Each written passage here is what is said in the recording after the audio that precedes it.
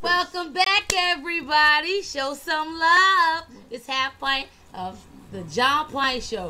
What's good? Quit. You what? I won't do this no, huh? Hey, people.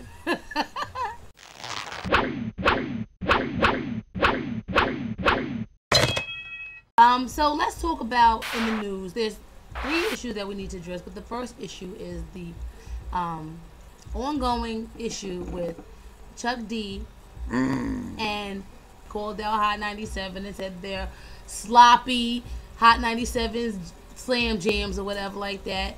You know, should be ashamed of themselves the way they perpetuate. You know, in other words, what you're saying is how they perpetuate the stereotypes through their music, and they're not really giving substance. And Ebro and Rosenberg responded, and look at the name. Yeah, well, they said a couple of disrespectful things, and you know, got a little fly because they forgot who they were talking to. No, because they think that you have to remember, they think that they can. Well, that's what I'm saying. They forgot who they were talking to. It's not even that. They don't care what they're talking to. It's privilege and entitlement. If they talk to the president and about him the way that they talk to him, I don't care who you are down here on planet Earth, you don't stand a chance. Well, reality sunk in because now those dudes is worried about what's happening. Because they forgot that Chuck, as an intellectual, and the following that he has in the camp that's built around him, and the respect that he's garnered as being one of the pioneers for the the renaissance of hip hop, is now putting everybody on blast. They now understand the ramifications of their actions, and when other artists were calling them out. Oh, you just gonna talk over me? I'm just saying when the younger artists were going to the radio stations and calling them out, like Buckshot and other artists were questioning their ethics and stuff like that.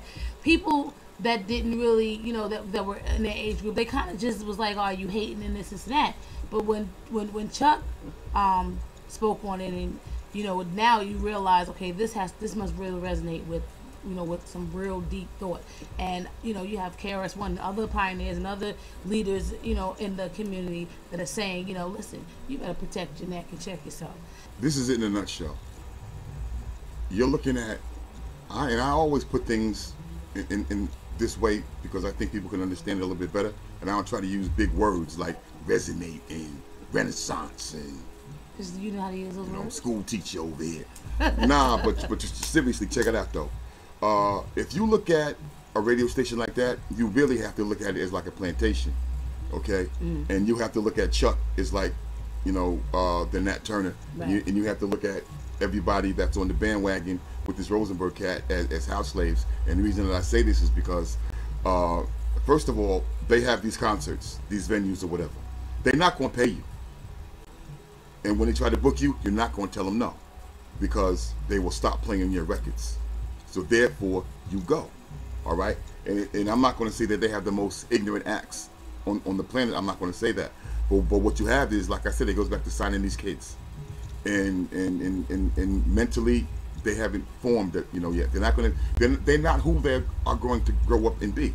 So the whole thing is, you're not doing hip hop a service because the N-word is being used 28 zillion thousand times. As if they have no vocabulary. Okay, yeah, it's music of no substance. And this is what you put into the black community. You don't put this into your community. Okay, you got all of this garbage hip-hop on the radio. What do you have your kids listening to at home? Well, that being said, I'd like to thank you again for coming out.